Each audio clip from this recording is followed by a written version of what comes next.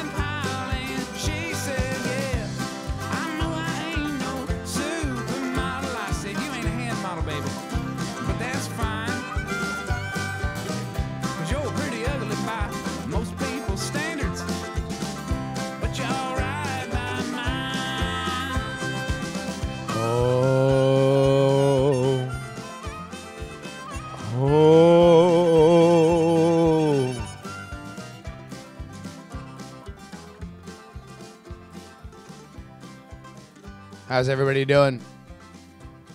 Good? Welcome, friends, to the Justin Robert Young Show, a.k.a. JuRY, a.k.a. Ask Jerbs. New nickname alert. We got all sorts of stuff on this show, man. We are jam-packed. You guys have brought it. It has gotten to the point now that we are so jam-packed with the emails that I don't even have for me to say every single week the emails are good. Well, it doesn't make any sense, right? Like the emails are always good. It is no longer God's beautiful, bountiful harvest. Although I am indeed thankful each and every week, it is now just something that we can plan for. And I am very thrilled by that because we got some great emails this week. But before we go ahead and take a little temperature of the zeitgeist in the world that we live in and follow up on some stories that we have talked about before. We've got a bunch here, many of them revolving around some of the themes that we have talked about quite a bit on this show. Let's go ahead and begin. Thank you to the homie Trench Reynolds, sent over this Vice article effectively chiding Good Morning America for their coverage of Lil Tay. For those of you who have not been a part of the show for the past few weeks, Lil Tay is a 9-year-old girl who is famous on Instagram and social media for talking a loud gang of mess. She curses and effectively is like a young rap star. Right? A lot of holding up piles of cash and talking about how you broke hoes don't know nothing about this. Stuff like that, right?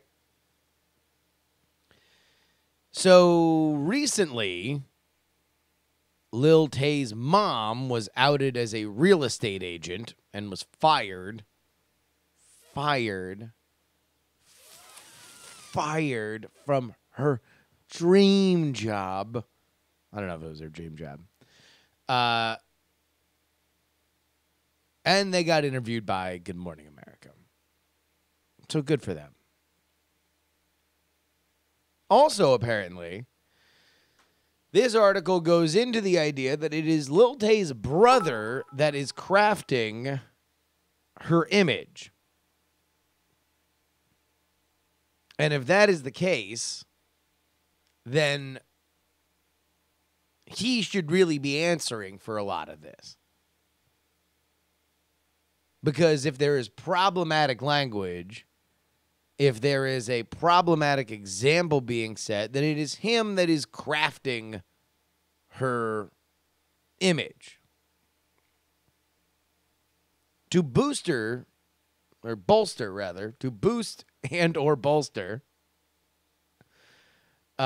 this claim, there is a post that went up this week by DJ Academics. DJ Academics is somebody that I believe has been featured on some Complex content. Complex being the hip-hop vertical, not a description of complexity. But he posted this, and God knows where this came from. Academics said Lil Tay showing off her Preflex ritual. By the way, don't hate in the comments. If you do, you're broke, according to her. So this is what he is saying is actual footage of how the process by which Lil Tay comes together. Bro, wait. Go back and say like, no, you broke ass bitch. You out here. You were out here like with your irrelevant ass. You making a video on me? Like, bitch, I'm way more irrelevant than you. You're trying to be relevant and you trying to be like me. Mommy, stop! I was filming! All right. So there's more to this video, but what for those of you only on audio, Lil Tay, the hyperactive child who is normally right up in the camera screaming and yelling, is seen in this particular video looking much more like a 9-year-old girl than she normally looks. She just looks like a 9-year-old girl sitting there on a green screen holding a phone, while her brother, we are assuming it is her brother, explains feeding her lines, telling her the things that she should say. That then cuts to something that is also a very 9-year-old girl thing to do, screaming at her mom that she was in the middle of something. We continue. Lil Tay be popping on YouTube right now. No. Redo. You need to be like more ignorant. You have to be like, ooh, Lil Tay out here. Wait, what did he say again? You still irrelevant, like I said last time. What do I say? Oh, that's the most devastating one. That's the most devastating one because she goes right from the Lil Tay that we know, that we know of her, and then she stops and she just has this kind of lost look and she's like, wait, what do I say? Oh, no, Lil Tay. I'm a trend maker and you a trend follower. You a Lil. Oh. No, wait. Go back and say like, no, you. All right, there we go. Man. This is the law of reality, in my opinion. Anything in pop culture. Here's the law. It is all sadder the closer you get to it. There are very, very few things in which the closer you get to it, the more happy you are about it. Most interesting things bring upon a level of sadness once you get past a certain level. JC Calhoun in our chat just says, that was pretty good, but can you be slightly more of a racist caricature? And from the top, and a 1, and a 2, and a 3. I was not feeling it, Tay. Should we just go back to bed? Let's go. You're never gonna make states. 1, 2, 3, 4, and...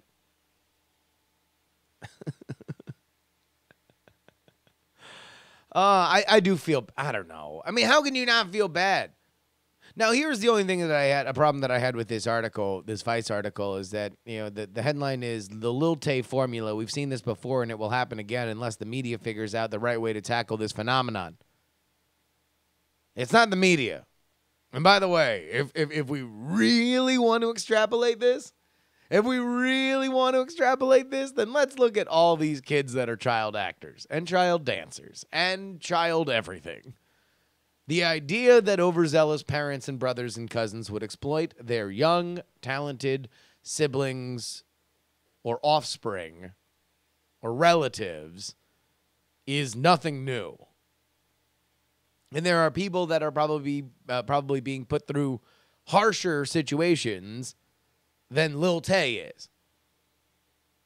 Really, the larger question is beyond the damage being done to her right now, which I do believe is something that we should feel bad about, is reputationally, how will this affect her going forward? And I believe there is at least an emotionally detached, esoteric argument to say that we are entering a world where there are so many verifiable recorded elements of our past that maybe this matters less.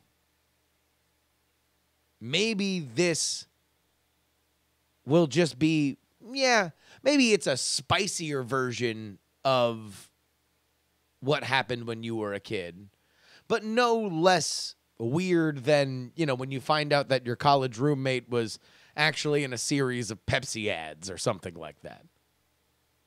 Or he was the kid that had to pretend that he was having diarrhea in a Pepto-Bismol ad or something like that. Something that you can clown somebody for, but obviously it was a moment in time that happened a long while ago. By the way, somebody just said in the chat, it really depends on what she gets out of it. Now, I don't know the heart and soul nor the financial acumen of Lil Tay's mother and brother. However, if we are to use history as our guiding lantern, well, it doesn't bode well for the mother and the brother saving all that money to put into a trust to make sure that their star, Little Tay, enjoys the fruits of her labor. No. I think she'll probably get some really good birthday parties when she's for birthday parties 9, 10, and 11. But I don't think that at some point she's going to have, well, thank God I was able to get into Harvard on my own dime because my mom and brother continued to live within their means of their earning potential based on my success. Like, and this is not me saying that that's happening with her. This is me saying if you use history as your guide, that would be where the smart money would be.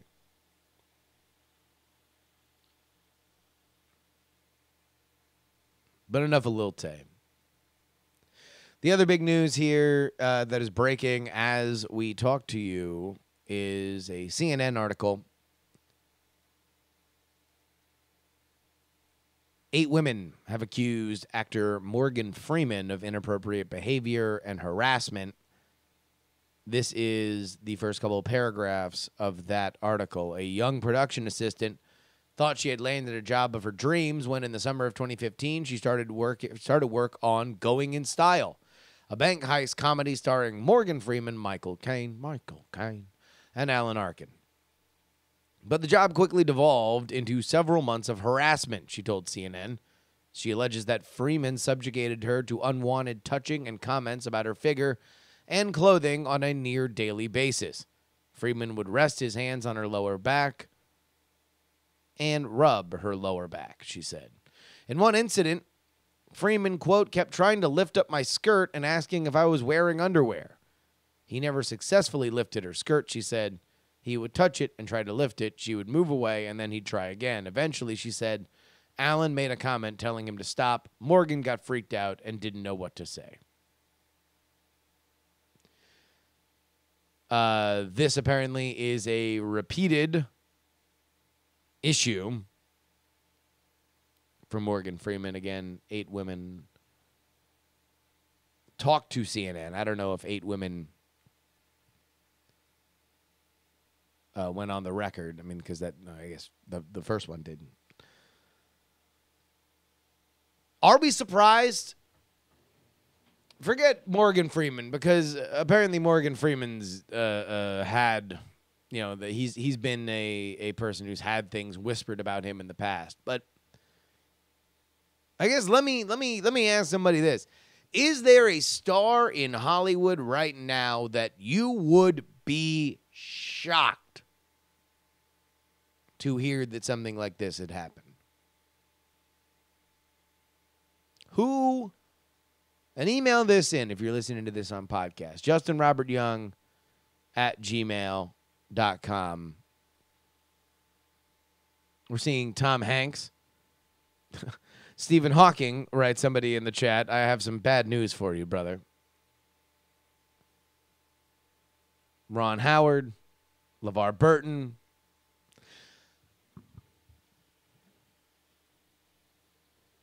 What I hope, my point in asking this isn't to say that everybody is a suspect.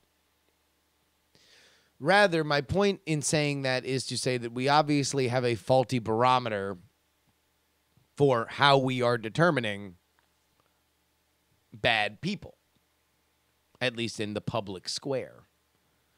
That I think will hopefully be the lasting element of the Me Too and Time's Up movement, is that we begin to have a sense, and hopefully by way of people believing women and women being able to come forward and talk about these things at an earlier juncture in a way that may not harm their career irreparably.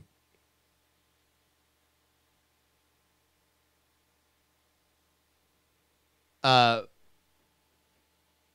know, but here's this thing. And anybody who's listened to me knows that I hate fatalism. Fatalism to me is the dumbest, worst thing ever. And so I do want to point out, Eric W. 27 says, all men are guilty and should be locked up. That's really the only solution. And I don't know how facetious you're being there, but, like, I do hate that. I do hate that, you know, and this is not specifically with this. Like, this is in all things, politics especially. That, like, the idea of, oh, I'm, you know, like, let's just throw up our hands. Everything is terrible. To me, it's just, I don't like it. I don't like it. So Eric says he's being sarcastic, which I kind of assumed, but still, like, this is something that, like, many people that I've read that are not sarcastic. So we have seen something on the other end of this that we had not yet gotten a look at. And that is somebody who survived, well, semi-survived a harassment scandal, now getting a second shot. He gets another shot. That is, of course, Jeffrey Tambor. Jeffrey Tambor was fired off the Amazon series Transparent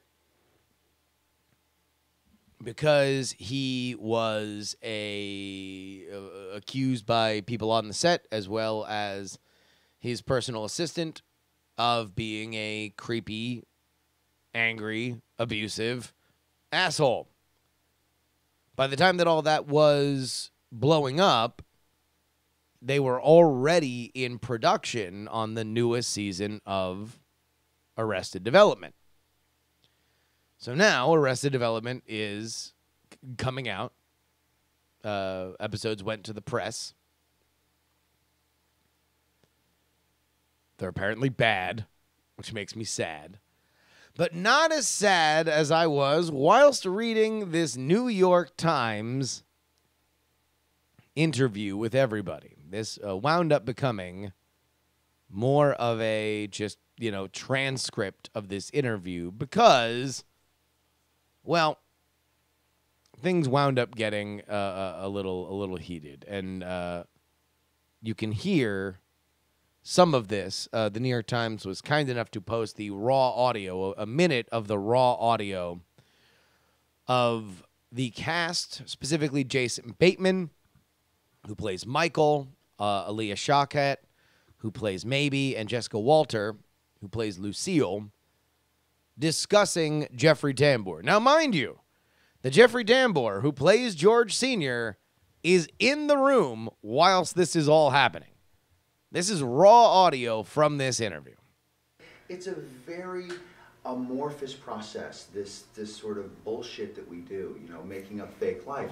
It's a weird thing, and it is a breeding ground for atypical behavior, and certain people have certain processes. That doesn't mean it's acceptable. And No, the point is that things are changing and people need to respect each other differently. I just realized in this conversation that I have to let go of being angry at him. He never crossed the line on our show with any, you know, sexual whatever. Verbally, yes, he harassed me, but he did apologize. I have to let it go, and I have to give you a chance to you know, for us to be friends again. Absolutely. But it's hard because honestly, Jason says this happens all the time. In like almost 60 years of working, I've never had anybody yell at me like that on a set. And it's hard to deal with it, but I'm over it now. I just let it go right here for the New York Times. She didn't give it up for anybody else. So, what do we do with all that? Arrested Development might be my favorite show of all time. That is just for context, not for anything other than to let you know that I have a deep affection for that show as we discuss this further. Jason Bateman, I just saw as I was looking up that audio, has apologized for the fact that he repeatedly went out of his way to kind of defend Jeffrey Tambor or to say that, yes, he crossed the line, but a lot of this makes a lot more sense in context, and we need to understand that this is not something that should ruin somebody's career, which is kind of exactly the wrong thing to say. Because Jason Bateman, in at least, and this is in his own words, comes out at least once and says, hey, look, I'll never do an Arrested Development show without Jeffrey Tambor. So he stakes his career on defending Jeffrey Tambor.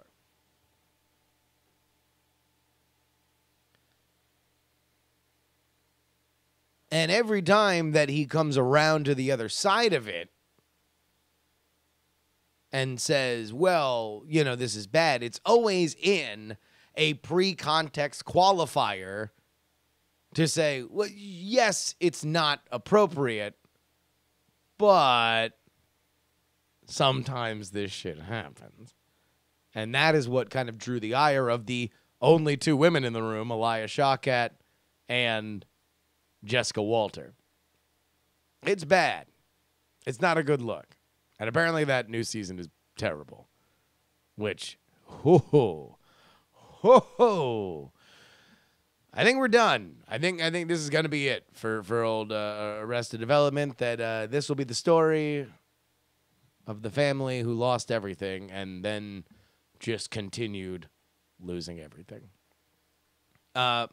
Man, we're already like halfway through this show, so and we have so many emails that I just feel like we should get into it. But we do have, I don't know whether or not this Kendrick Lamar sound is going to make sense in a week. So let's just go ahead and play this. This is Kendrick Lamar. He headlined a concert in Alabama over the weekend. He had a very awkward moment. I'll see if you can pick it out.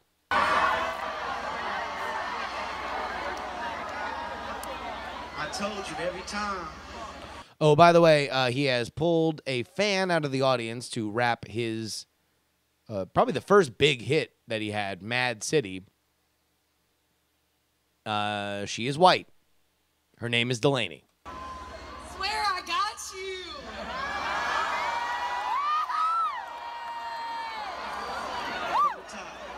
Rules and Crips all got along. They probably got me down by the end of the song. Seem like the whole city go against me. Every time I'm in the street, I hear Waiting for Wait.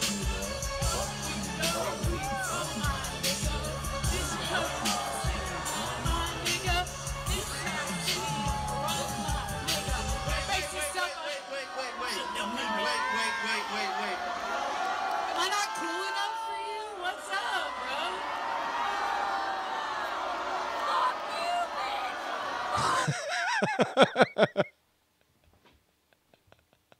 Fuck you, bitch!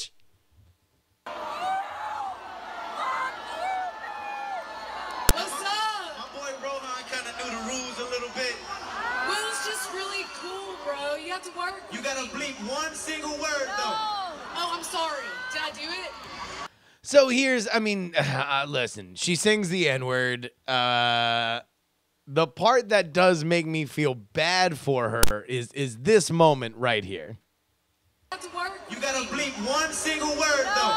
Oh, I'm sorry. Did I do it? Yeah, you did it. I'm so sorry. Oh my god. Should she stay up here, y'all? No. Geez, they show her face. She's on the Jumbotron, like right next to it. She feels... all right. This woman obviously loves Kendrick Lamar. She is at a Kendrick Lamar show. She knows at least the chorus to a fairly old song of his. Kendrick Lamar is somebody that is building a very large... he is building a very large fan base. He is about as mainstream as a rap act of his caliber has been in a very long time. And by rap act of his caliber, I mean not only his talent, but also he is a rappity rap guy. He is not a sing your own hook guy. He is not half an R&B singer. This is kind of the new wave of rap stars being very popular. And you have seen it probably most notably in my world as Kendrick Lamar, Cardi B, Chance the Rapper. And even Chance the Rapper kind of does like a little bit of singing. I saw a Kendrick Lamar show a couple weeks ago.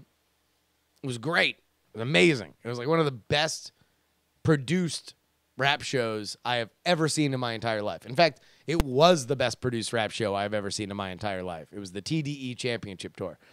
Highly recommended. And I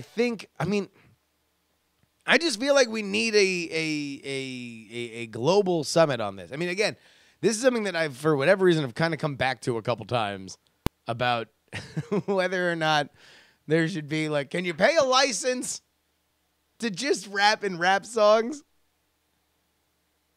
I'm fine never doing it. I'm just saying it's a money-making opportunity for African Americans. Like, imagine if Delaney walked out on stage, but instead of it, she just walked out and, she had like a big novelty golf check.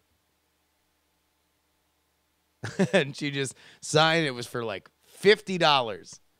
She signed it over and everybody clapped. And then she was able to sing the chorus for the chorus for Mad City.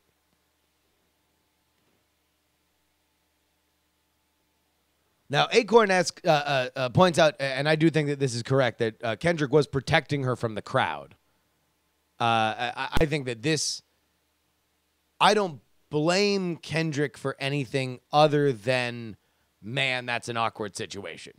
And somebody needs to make sure that if you have a white person on stage, that they know no N-words. No N-words. It might be worth Kendrick reminding her, hey, just do me a favor. Whenever those words come up, you know what word you can't say. Whenever those words come up, point it out to the crowd. And let it be a thing. But it's not so good, Al. All right. We've got a ton of emails. We're not even going to get to a few things that I had on here. Let's go ahead and begin with the updates. Update on the guy who got roofied last week. He emailed in on some questions that were asked about his story. Specifically, my online username is pronounced like Skywalker, but with an N. I've heard you pronounce it SNY Walker on the JuRY show and weird things before. I want to save you the pronunciation time. So it is Snywalker. For whatever reason, I always think of it as, because I think SNY is a sports channel in New York. So I always look at SNY, like if you were named Espen Walker, I'd be like, oh, ESPN Walker, right? So I don't know why. I always say it SNY Walker. I can't guarantee that I won't say it SNY Walker going forward. We asked whether or not he's a very large guy. He described himself as about Brock Lesnar's height and weight. And he was very obviously in a bad way after leaving a Mexican restaurant having only 2 margaritas, which he says barely gets him buzzed based on a lifetime of drinking them. He said, so we suggested maybe he had high blood sugar. He says, no, I recently had a physical for life insurance, and my blood sugar, blood pressure, and whatnot were in nearly perfect range. No hypertension or diabetes. He says that he has not taken any other medications. Should the person that administered the drug be called a roofer, he asks, and should I be called the roofie? I'll leave that up to science. He suggests that his wife was shooting video at the restaurant while he was chilling at the table with his son. My drink was never unattended or out of my sight once it got to the table. Once we got home, she finished pajaming, reading books, and putting the son to bed. Once she was done there, she came to check on me, so there was no extramarital banging happen. That was one of the outside conspiracy theories, was that she had roofied her own husband so she might commit a dalliance. Although I will say that you only have her word. So I'm going to let it slide for now. We don't need to discuss this any further, but I mean, come on, if we're going to be scientific about it. He also adds that it is 12 days later and he has yet to hear back from either the police or the restaurant. I mean, look, if you think that you definitely got roofied, that was somebody who worked at the restaurant. You know, unless it's just some agent of chaos who's fucking randomly tossing roofies into drinks going to random tables. Hobbs Dog writes, all right, here's the thing regarding the Chinese dress. We talked about the girl who rose some hackles for wearing a Chinese dress to prom. She was also white. Almost every case where I've seen Americans up in arms over this is a cultural appropriation has been basically seen by people of said cultures and said, I don't care, they aren't doing it in an offensive way. The great example is a woman whose child loved all things Japanese. Her child, she dressed up her child in kabuki makeup for her birthday party. Of course, all the whites were all OMFG, this is offensive. In response to the original post, as brought up by the article, actual Japanese who responded to the post, guess what? None of them cared. They saw the background and found that it was all respectfully done. Can such things be offensive and racist? Sure, when done mockingly. Are they always? Hell no. Look, I don't necessarily think that So Hobbs Dog, if what you're trying to point out is that not everything that involves a thing from another culture is racist, then I agree with you. And I have been consistent on this show saying that I believe that we need to listen to the affected parties and let them guide the way here.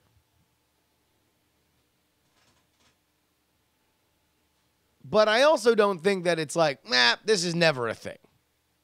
Because sometimes it is. And sometimes it is because I just don't understand it, or we just don't understand it. Like, there was a difference between,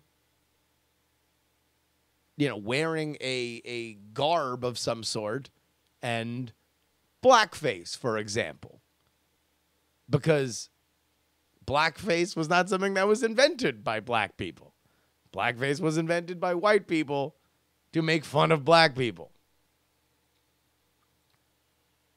At least based on my understanding of it.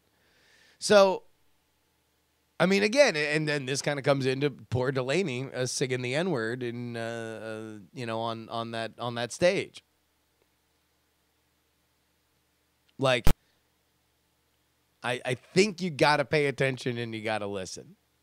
I do not know enough about Japanese culture to throw a child a kabuki themed birthday, but it seems like something that is just, look, it's like an occupational thing. Japan is a country that is steeped in culture, and I think if you are reverential toward it, that is something that would seem to make sense. Rob wrote in, I played Graceland for a 20-year-old girl. She said, it sounds like Elvis Presley fucked John Denver, and then Phil Collins jumped in for the fun.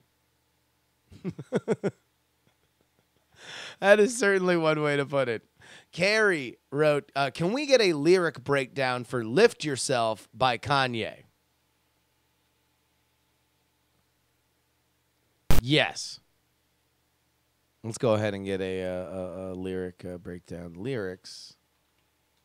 Lift yourself. Okay. Now there is the sample here.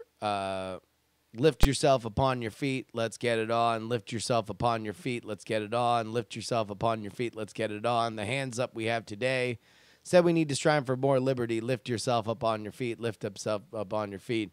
But then here's the Kanye verse. Poop-a-dee scoop. Scoop-dee-doop-dee-whoop. Whoop-diddy scoop. Dee-poop. Poop-dee-scoop-a-dee. Scoop-a-dee-whoop. Whoop-a-dee scoop. Whoop-poop. Poop-diddy whoop scoop. Poop-poop. Scoop-diddy-whoop. Whoop-diddy-scoop. Whoop-diddy-scoop. Poop. Which I'm pretty sure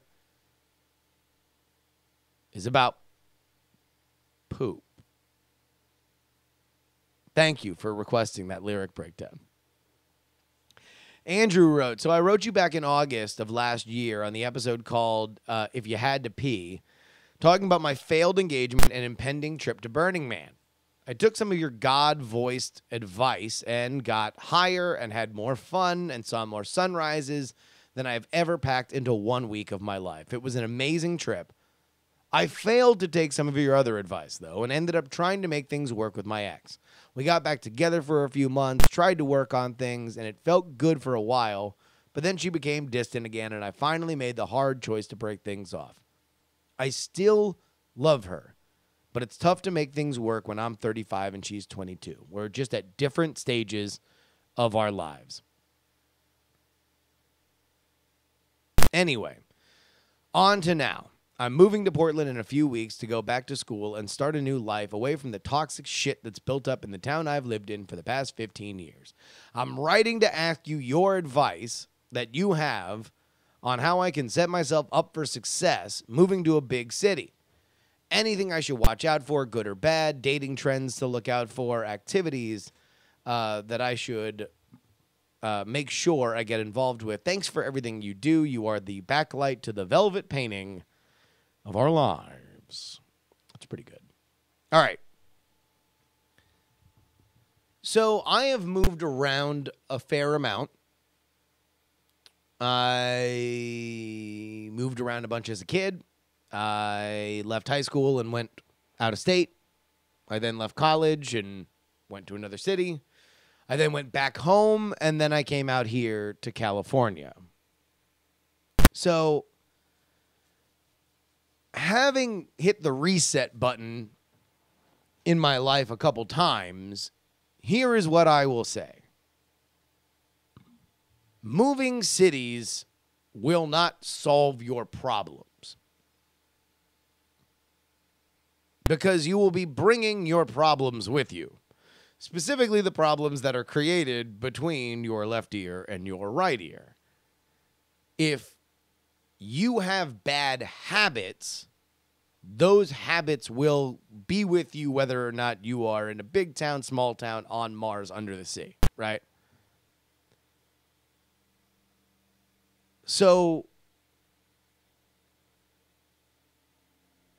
what I would say is take this opportunity. The one thing that is absolutely true about moving to a new town is now you have to reestablish your habits.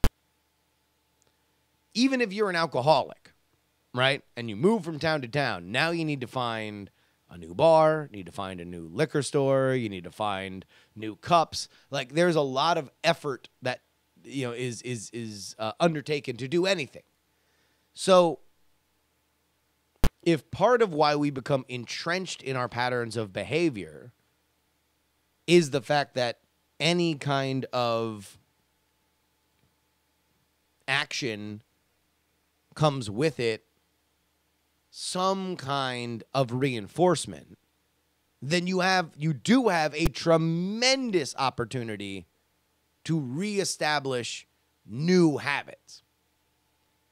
So here's what I would tell you, Andrew. Here would be my advice. Write down a list of 3 things that you wish you were better at right now. 3 things.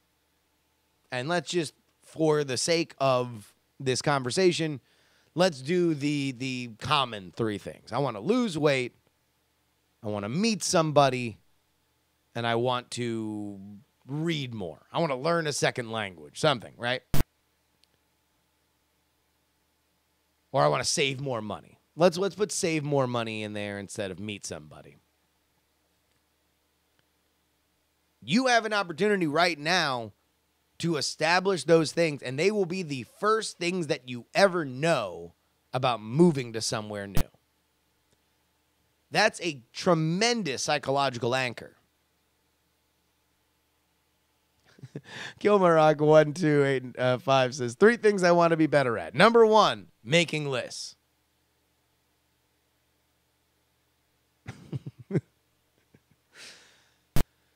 So, be a better person. Understand what that means. Take positive steps toward changing that as you go somewhere else. For me, when I moved from New York to Florida, I knew that part of what I really hated was my job, and part of what I really hated was how much I was drinking. And so I took steps to correct that. And I felt better for it. You know, and on the other side, you know, look, it also affects the other way. When I was living in Florida, I was really, really, really good about running and working out. And then I came to California, and I didn't reestablish that. I just kind of assumed that that good habit was going to come with me. Because, of course, the good habit's going to come with me. No. Everything gets reset. So here's another thing. Think of 3 things that you do well that you really want to keep doing. And put effort on that as well.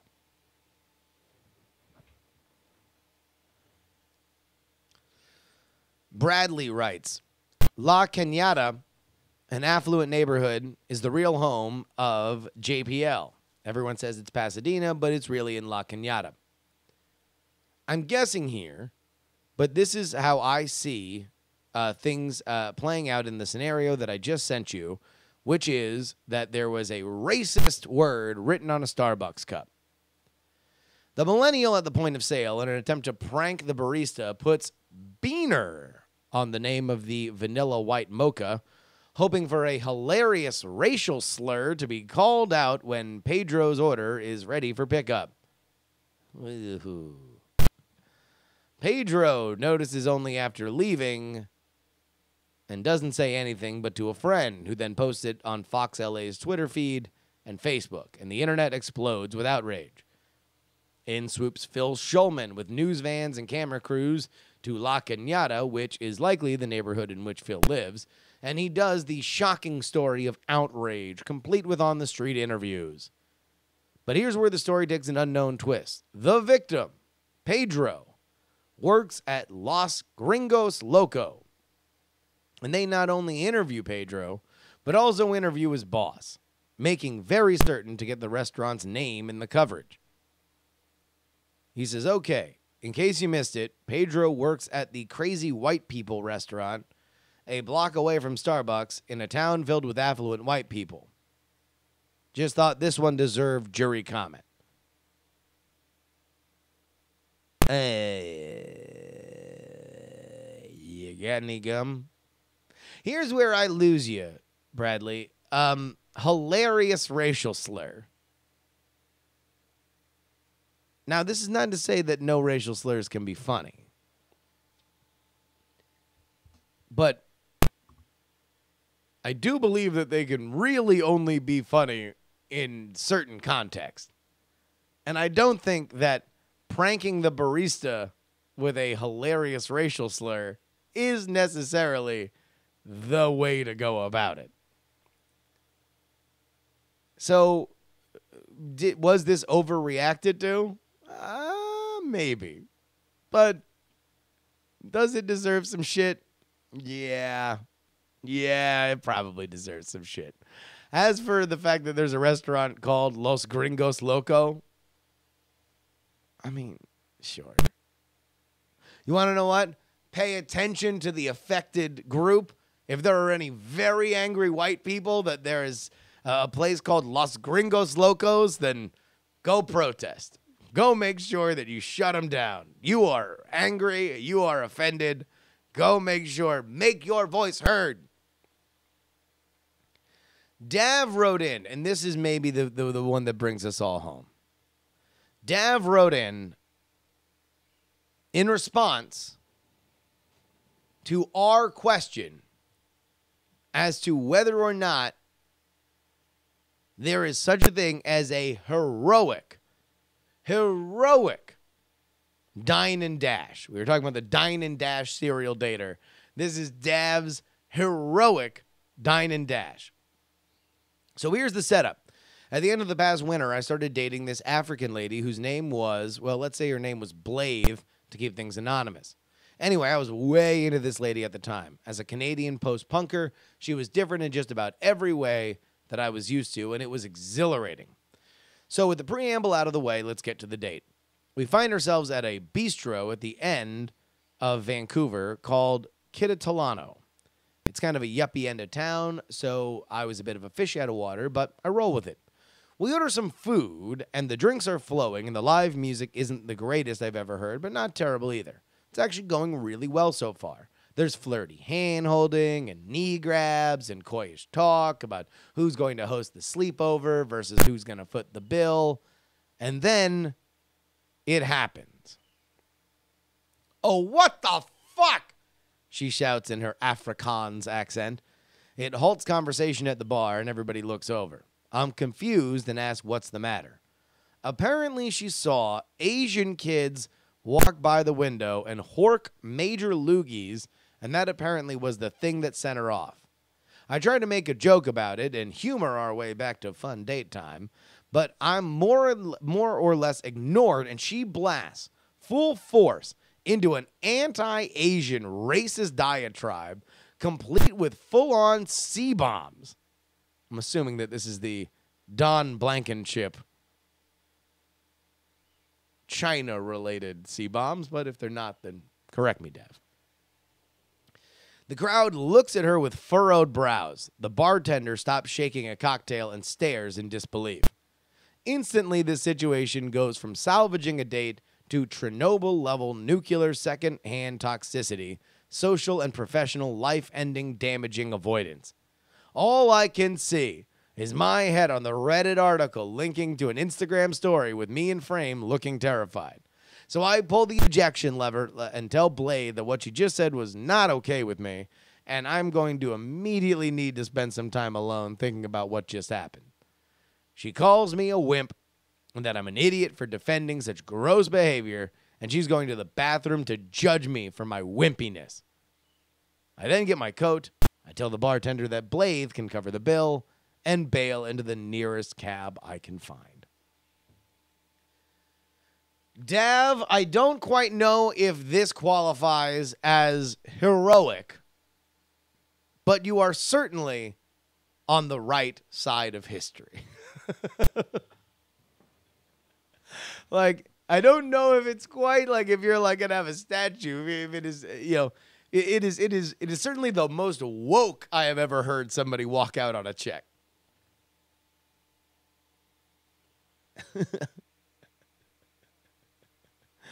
I mean, it's just like, yeah, you want to know what?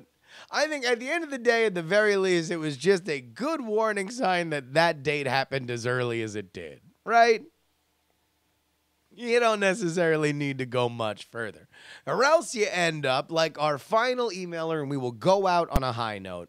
Allie wrote in about some questions she had. She was on the verge of divorcing her husband, and she was very, very, very nervous about going forward. Although she thought it was the right decision, her parents apparently were very much, hey, our family doesn't get divorced. You said always and forever, so you need to go with always and forever. Allie wrote in and said, I just wanted to give a little divorce update. I moved out 2 days ago and I got my own apartment. I talked to my parents and they were surprisingly supportive, and it seems like they hated the guy I was married to anyway. They love and support me 100%. I'm so much happier on my own. Thank you for giving me the courage to stand up for myself and take risks. Any advice on how I should move on from here would be very much appreciated.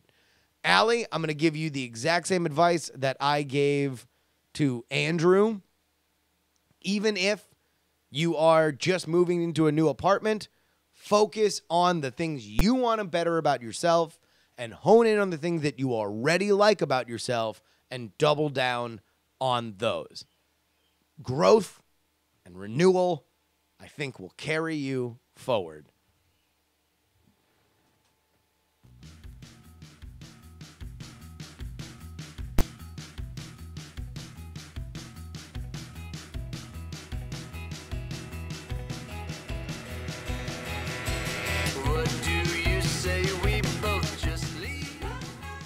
Man, we still have some crazy emails that we're going to get to next week. Do me a favor. Join them, won't you? JustinRobertYoung@gmail.com. Put JuRY in the subject line. Again, JustinRobertYoung@jury.com. Follow me on all forms of social media. Snapchat, Instagram, Facebook, Twitter. Justin R. Young. You can find me on all those platforms.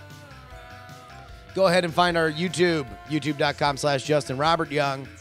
Join the conversation at diamondclub.reddit.com. If you want to support this program, then go ahead on over to patreon.com/JuRY. Also, live Night Attack coming to Los Angeles, coming to San Diego, June 9th and 10th. Head to nightattack.tv/tour. Ladies and gentlemen, that about wraps it up for this version of the program. I would like to let you guys all know that your old pal Jerbs holds you in his heart day and night. Please, no matter what, I want you guys to all know that in your heart of hearts, there is a voice screaming, and it is mine, to please don't die.